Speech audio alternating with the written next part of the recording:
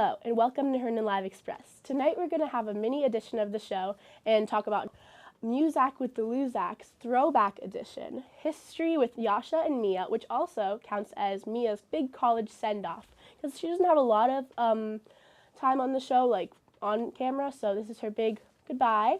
And then an intro for Charlie's show called Chats with Charlie, which is going to be a new show on the channel. And that's all, and we'll see you in September. And now we're going to pass it on to Muzak with the Luzaks, where they're going to be talking about music through the ages and like different decades. Favorite segment, Muzak with the Luzaks. I'm Ryan. And I'm Piper. And today's going to be a little throwback edition, all right? So we're going all the way back to the 40s to start off with. And Piper, you want to start us off? So yes, in the 40s time period, in the 1940s, it was the time where the legendary Fats Waller reigned supreme with his music. So Fats Waller composed all of his own music, and he was mainly jazz, swing, and ragtime, that genre of music and everything. He was a big, singer and everything. He did a lot of hit songs like Your Feet's Too Big and Ain't Misbehaving, which also turned into a Broadway musical that showcased. Yeah, it showcased a lot of his songs, so it was really cool. That is really cool. And later he was inducted into the Grammy Hall of Fame. And his kind of work, it laid the groundwork for modern jazz piano, which was a big influence later on in the years and everything. So he had a really big impact on modern music, which is always something to reflect about and to make sure we recognize. Wow, that's amazing. All right, so now we're going to jump over to the 50s with Elvis Presley, a staple. So he's really the king of rock and roll. He really brought rock and roll into the scene. His career began in 1954 when he got a record contract with the Sun Records, actually. And he worked with Sam Phillips, who tried to bring in like African-American aspects into like popular music. And Elvis kind of did this through like songs like Can't Help Falling in Love, Ain't Nothing But a Hound Dog. And he had a lot of TV appearances. He was very open with the public, and he had a lot of like hit shows in like Vegas and stuff like that. But I feel like everyone knows who Elvis Presley is. He's the best-selling solo artist in history. And did he do anything other than music? Yeah, he actually did. Well, he was on TV appearances, of course. Oh, yes. He just and he also performed like live music. And he performed live music and stuff like in like Las Vegas and stuff like that. But like other than that, he was yeah, and he died on the toilet, so. Very cool, very cool. So next up, we're moving on to the 60s. And Bob Dylan was a really big rock artist during this time. You may know some of his songs, like a Rolling Stone. And he was kind of someone that spearheaded this type of music, especially during this time period. One main thing about him is he sold a record-breaking 100 million records within his lifetime. And basically, one of the biggest things about his music is that he was inspired by political, social, philosophical, and literary influences, which really shaped his music and made it more relatable to his listeners. Wait, so how did it shape its music? Like, what aspects did it shape? So mainly the political turmoil that was going on in the 60s. He tried to reflect that in his songs and everything, and that was able to convey to the listeners of his music and everything that we're also going through this turmoil, and we're also experiencing this within the United States, and they were able to relate back to these songs. Very cool. All right. So now for the 70s. All right. Stevie Wonder, a legend, a true legend. So he's born in Michigan in 1950s, and he signed with Motown's Tamla label at actually 11 years old. So he's a child prodigy, like totally on the come up. His music is primarily soul, pop, and R&B. He was very commercially successful as well as like successful within the music community. So he made like a lot of money through his records. And one thing that like the world will remember him as is as an activist, and he really fought for like political causes. So actually, the UN named him Messenger of Peace for his work with like the hunger problem in the U.S. And you might know his song "Sir Duke," one of my favorites.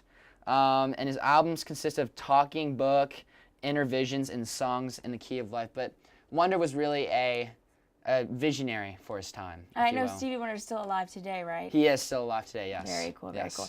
And then moving on to the 80s is Michael Jackson, whose music is still prevalent today, but his peak was kind of in the 80s, so that's why we're talking about him. Dead. Rip. During this time period. So yes, he was known as the King of Pop because of his great strides that he took for pop culture and pop music and everything. He was both a songwriter, a singer, and a dancer. That's mainly what he was known for, his singing and his dancing. Some of his most famous songs are Smooth Criminal and Beat It. And his Thriller album, which is very famous among a lot of people, everyone kind of knows it, it broke a lot of racial barriers. So that was big during this time period and everything when that was also going on within the United States.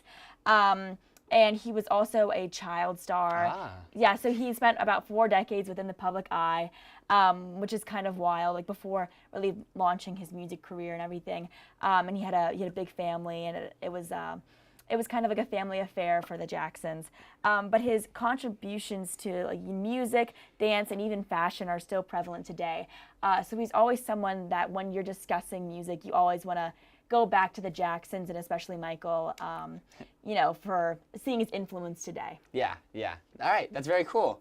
And then to wrap it up, what have I done?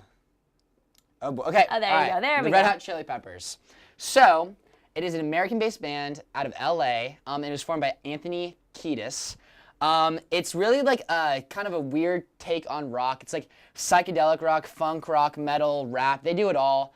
And like they've had a few troubles with like drugs and stuff in the past, but they've kind of moved on to that as a band, and they really were like visionaries for their time, as I have said as many times. They sold 80 million records, and their most popular album, and one that Piper and I actually listened to, is Californication. It has some really good songs. And one like really cool thing that's very unique about them is when they're performing live, they're referred to as a jam band because they like to improvise on stage. So like one person will start playing like a random note or like a random like verse, and all these like people would just start, all the like band members would just start like riffing off him, which I think is really cool. So. Oh, that is really cool. Yes, yeah. Yeah, a lot of these artists, they've all really shaped the way music is today and everything, and it's always something to think about and to reflect on the different time periods and what they had to offer and the different genres of music that have kind of flowed together into kind of the music that we all know today. Yeah, how it's influenced music today. Yes. So thank you guys so much for tuning in to Music with the Luzaks. Please tweet at us at Herndon Live and let us know what other music you guys want to be seeing here, because this time we kind of did before our time. Yeah. And we literally looked at the 40s through the 90s and everything. Yeah. So please let us know who you guys want to see on the next segment. And yeah, thanks so much for talking with me about music. Of course. I know it's something we're both passionate about. Yes. But yeah, now we're going to throw it back to the desk. So thank you guys.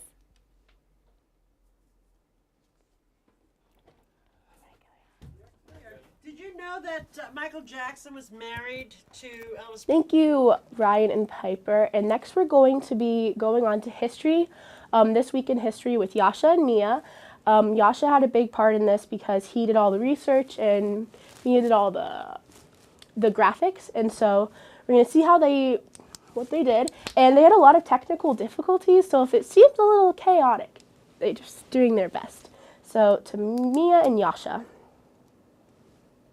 Welcome back to This Week in History. I'm here with Mia, and today we've got some very interesting historical events to talk about with you today.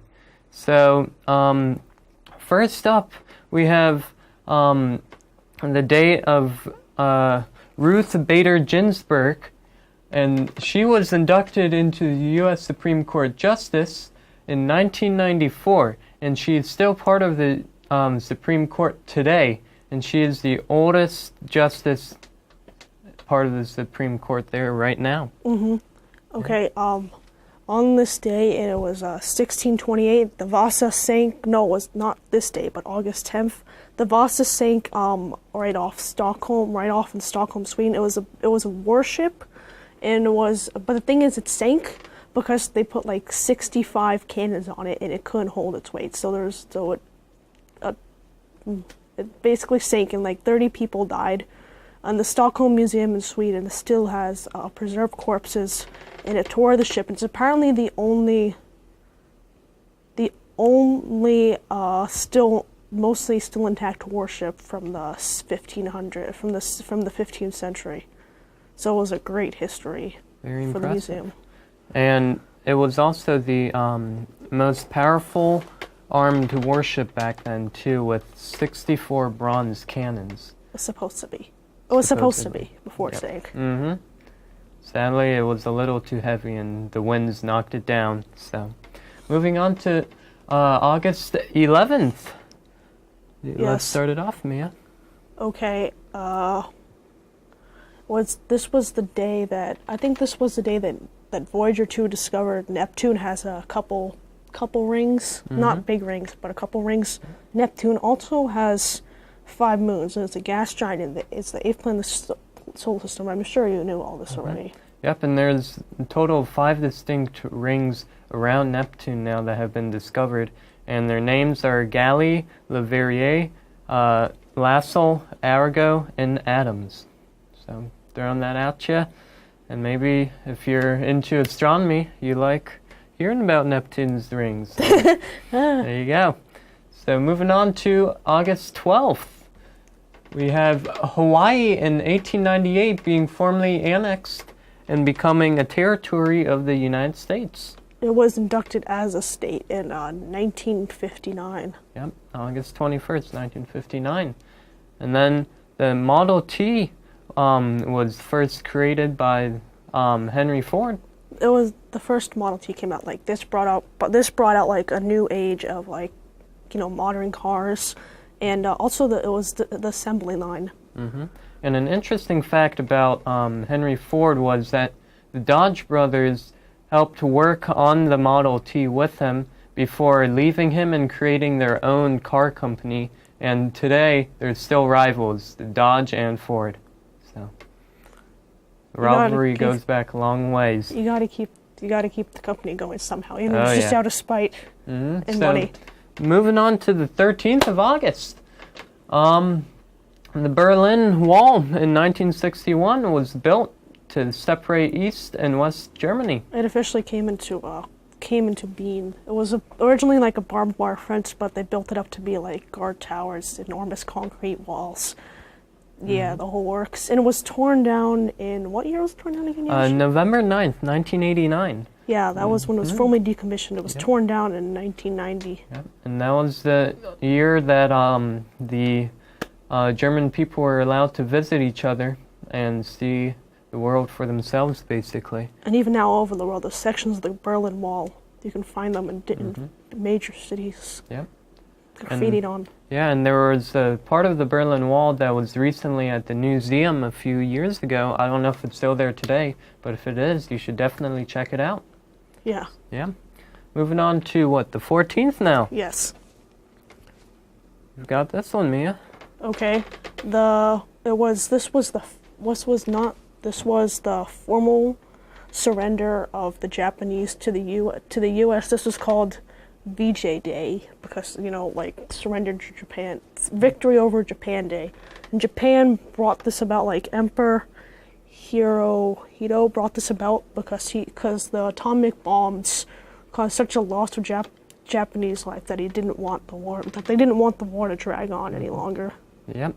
And for those of you that may not know, the first atomic bomb was dropped on Hiroshima on August 6th, and then the second one, which basically resulted in the end of the World War II, was dropped on Nagasaki on August 9th. So. Yes. And then, followed by then, they announced the end of the World War. Yes, World War II. Yep. So moving on to the next day, Mia? This was, I'm pretty sure this was the day the Mayflower set sail from Southampton, England. Yep. So, in November, in November of the same year, they finally reached the New World, and they, first it was Cape Cod, and then it was Plymouth. And then America. Yep. America happened eventually. Yeah, and so that's the story of the Mayflower, the unknown story. Most of us just recognized it as the boat that came and discovered the Americas. They forget that had to set sail from somewhere. Yep. And then moving on to the next thing was that North and South Korea split into two countries. This was 1945. Yep, in 1945. And soon afterwards, in 1950, the Korean War began because North Korea wished to take over South Korea, and the U.S. got involved in that war, but in the end they retreated and had a truce made between North and South Korea, although the truce didn't last long. But to this day, they are still separate countries. Yeah, now it's kind of like an easy peace. Like, South Korea has joined with the Mountain World, but North Korea is still like in its own stronghold of communism. And many people many people who realize that North Korea is, like a pizza, but they can't leave, but like there's still some defectors that like run across the guarded fence border like the Berlin Wall to get to South Korea. And who knows, maybe in the near future, Korea will be one country. Yeah. Because following the Winter Olympics in South Korea, we've seen that North and South Korea have joined forces for that event, so maybe they'll join forces once and for all. Yeah. And for good. This was also the day gold was discovered in Rabbit Creek up in Alaska, or maybe it was, I have no idea. It was around Canada-Alaska border, which caused the Klondike Gold Rush in 1898, which resulted in it was like the San Francisco Gold Rush, except it didn't create like a major city. It created Dawson City, and the way you got to the gold fields was what you did is you traveled up to Skagway, Alaska, and then from Skagway, Alaska, are the small town nearby, which doesn't exist anymore, because everyone moved from there to Skagway, Alaska. But anyway, you travel up to one of those towns. You take either the Chilkoot Trail from this town doesn't exist anymore, and the White Pass Trail from Skagway, Alaska, and either taking one of those trails, you travel up north to Dawson Lake, and then you cross the long north stretch of Dawson. No, it wasn't Dawson Lake. Across the long north stretch of that lake, and then a Dawson City was built at the end of that lake, by the gold fields. And apparently, the White Pass Trail and the Chilkoot Trail were very difficult because there was a steep incline. Like at first, they both start out easy, but eventually there was a steep incline, and they're long and dangerous. And eventually, you get to like at which point you travel across by boat. Apparently, in the Chilkoot Trail, it starts off like I saw a little graphic. It starts off like this. But eventually it starts getting hillier, and then it goes straight up into a staircase they call the Golden Staircase, and it's like straight up, diagonal. Wow. I hiked part of it. It was like pretty kind of steep, and then imagine walking straight up a staircase, and then you had to pack all your stuff too, and apparently they made a law where you had to pack enough food where you wouldn't die, and then but the thing is you have to carry all that food, so it took like 20 trips across like miles and miles. Not for me. Crazy, yeah. But I guess those gold people really wanted their gold, and they were doing everything they could to get it, right? Yeah, and not even a lot of people made it. So. Yeah. So that's the end of history this week. Oh wait, I forgot. Jack London was part of the Klondike Gold Rush really? too. Jack London, wow. Yeah, apparently that's where a lot of his experience. Like, that's not where all of his storytelling comes from, but a lot of it. Interesting. But yeah, that's the end of history this week. I hope you enjoyed it, and we'll be back next time. Yes. Goodbye. Have a good day. I hope you're enjoying it. And we are done now.